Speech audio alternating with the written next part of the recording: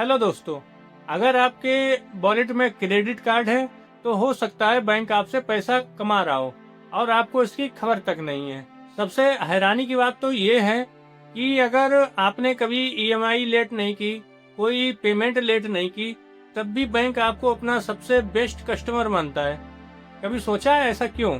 क्योंकि बैंक हमेशा आपके इंटरेस्ट से ही पैसा नहीं कमाता है, बैंक आपकी आदतों से भी पैसा कमाता है और इन आदतों का हमें पता तक नहीं है। और जब तक हम इन आदतों को नहीं समझेंगे, क्रेडिट कार्ड हम यूज नहीं कर रहे होंगे, बल्कि क्रेडिट कार्ड हमको यूज कर रहा होगा। आप एक बात बताओ, आप जब क्रेडिट कार्ड से पेमेंट करते हैं तो आपको कैसा फील होता है? शायद कैश देने जितना दर्द फील नहीं होता है। बस कार्ड टैप किया, यूपीआई में क्रेडिट कार्ड सिलेक्ट किया और पेमेंट हो गई। और इसी वजह से क्रेडिट कार्ड को फाइनेंस की दुनिया में सबसे पावरफुल टूल माना जाता है और वो इसी वजह से सबसे डेंजरस भी बन सकता है। और जब जेब से पैसे निकलते हुए हमें महसूस नहीं होते हैं तो हम बिना जरूरत के भी खर्च करने लगते हैं और ये खर्चे धीरे धीरे बहुत ज्यादा बढ़ने लगते हैं, इसकी हमें खबर तक नहीं होती है। और यहीं से शुरू होती है सबसे बड़ी कहानी, क्रेडिट कार्ड का ट्रैप। वो कोई पेमेंट नहीं है, कोई लेट फीस नहीं है, असली ट्रैप है हमारी साइकोलॉजी। क्रेडिट कार्ड धीरे धीरे हमारी खर्चे की आदतों को बदल देता है।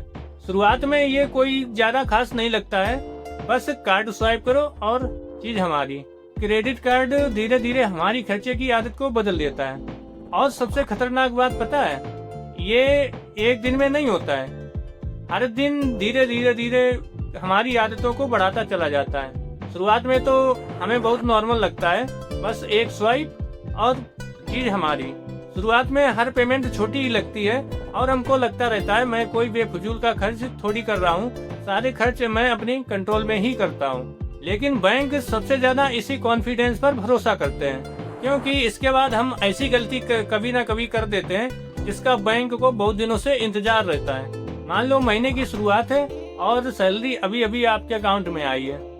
तभी आप देखते हो आपने कहीं 20% ऑफ देख लिया, 50% ऑफ का ऑफर देख लिया, या नो ईएमआई कॉस्ट का ऑफर मिल गया, या कहीं बहुत जगह आ जाता है कि ये ऑफर सिर्फ आज के लिए ही है, या ये डील आज रात तक ही है।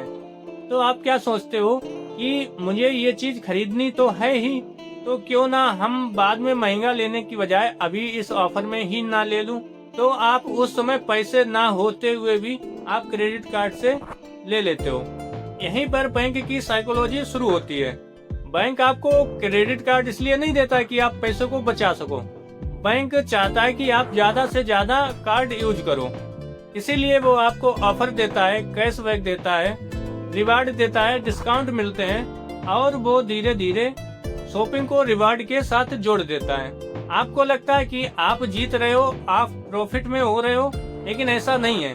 वो आपके दिमाग से खेलने लग गए हैं और धीरे धीरे आपका दिमाग शॉपिंग को रिवार्ड के साथ जोड़ देता है और आपको लगता है कि आपको कैशबैक मिल रहा है, आपको प्रॉफिट हो रहा है, आप जीत रहे हो।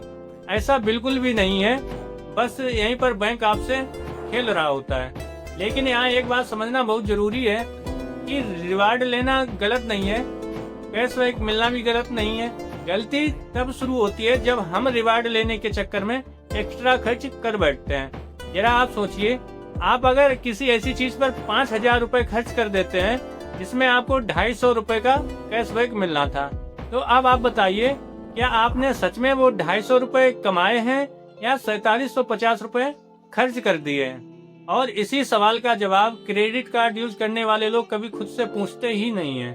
और जब ये आपकी आदत बन जाती है तब शुरू होता है असली ट्रैप, जो बैंक ने कभी आपको इसके बारे में डिटेल से बताया ही नहीं है। मान लीजिए मंथ एंड हो गया, क्रेडिट कार्ड का बिल आया, उसको देखकर लगा कि अरे इस महीने तो बहुत ज्यादा खर्च हो गया है, अगले महीने से हम कंट्रोल में खर्च करेंगे। और उसी स्टेटमेंट में एक लाइन दिखती है, मिनिमम अमाउंट ड्यू। इसका मतलब आप इतना अमाउंट पे कीजिए और बाद का बाद में कर देना। लेकिन यही सबसे बड़ी गलती है, लोग ये अमाउंट पे करके सबसे बड़े जाल में फंस जाते हैं। पहली बार देखने पर ये ऑप्शन बहुत ही राहत भरा लगता है, ऐसा लगता है कि हमें पूरा पैसा देने की जरूरत ही नहीं है, बस इतना पेमेंट हम कर देते हैं बाकी का हम नेक्स्ट मंथ कर देंगे। सुनने में बहुत आसान लगता है, लेकिन क्रेडिट कार्ड का सबसे बड़ा खेल यहीं से शुरू होता है। लेकिन जिस दिन आप मिनिमम ड्यू अमाउंट पे करते हैं, उसके बाद बाकी के बचे हुए अमाउंट पर भी इंटरेस्ट लगने लगता है और धीरे धीरे इंटरेस्ट भी एक नया बिल बनाना शुरू कर देता है। पहली बार देखने पर ये ऑप्शन बहुत ही राहत देता है, लेकिन ये लगता है कि पूरा बिल देने की जरूरत ही नहीं है, अभी इतना दे देते हैं, बाकी का अगले मंथ पे कर देते हैं। लेकिन सबसे बड़ी गलती यहीं पर हम कर देते हैं। जब भी हम मिनिमम अमाउंट ड्यू पेमेंट करते हैं, तो बाकी का जो अमाउंट हमारा बचा होता है उस पर भी हमको इंटरेस्ट देना पड़ता है और यहीं पर इंटरेस्ट लगने लग जाता है और धीरे धीरे इंटरेस्ट का एक नया बिल बनना शुरू हो जाता है। सबसे बड़ी प्रॉब्लम इंटरेस्ट रेट की नहीं होती है, प्रॉब्लम ये होती है कि हमको पता ही नहीं चलता है कि इंटरेस्ट किस अमाउंट पर कितना लग रहा है और कब से लग रहा है, और इसी वजह से हर महीने बिल भरने के बाद भी अमाउंट जल्दी कम नहीं होता और इसी वजह से हर महीने बिल भरने के बाद भी अमाउंट उस स्पीड से कम नहीं होता है जितना हम पे कर रहे होते हैं। और जब तक ये बात हमारे समझ में आती है तब तक कई महीने निकल चुके होते हैं। लेकिन मिनिमम अमाउंट भी क्रेडिट कार्ड का सबसे बड़ा ट्रैप नहीं है, एक आदत है जो बिना किसी इंटरेस्ट के भी हजारों रुपए का नुकसान करा देती है। वो आदत है क्रेडिट कार्ड को लिमिट से ज्यादा यूज करना। अगर हम क्रेडिट कार्ड को उसकी लिमिट से ज्यादा यूज करेंगे तब भी हमें ज्यादा चार्ज देना पड़ता है। तो अब आप सोच रहे होंगे क्रेडिट कार्ड कोई बुरी चीज है? जी बिल्कुल नहीं, क्रेडिट कार्ड एक बहुत ही अच्छा फाइनेंशियल टूल है, लेकिन सिर्फ उनके लिए जो इसको बहुत ही समझदारी से यूज करते हैं। अगर हर महीने बिल को टाइम से भरते हैं, जरूरत से ज्यादा बेफजूल की चीजों में खर्च नहीं करते हैं और सिर्फ रिवार्ड के चक्कर में शॉपिंग नहीं करते हैं, उनके लिए ये बहुत ही फायदेमंद चीज हो सकती है। लेकिन जिसने क्रेडिट कार्ड जरूरत की बजाय लाइफ स्टाइल को बेहतर बनाने में यूज कर लिया गया, उसी दिन से प्रॉब्लम शुरू हो जाएंगी और शायद वही लोग कहते हैं कि क्रेडिट कार्ड खराब है, जबकि असल में क्रेडिट कार्ड खराब नहीं है, खराब हमारी आदतें हैं, खराब हमारे खर्चे होते हैं। अगर आपको आज की वीडियो में कुछ नया सीखने को मिला है तो वीडियो को लाइक जरूर कर दीजिए।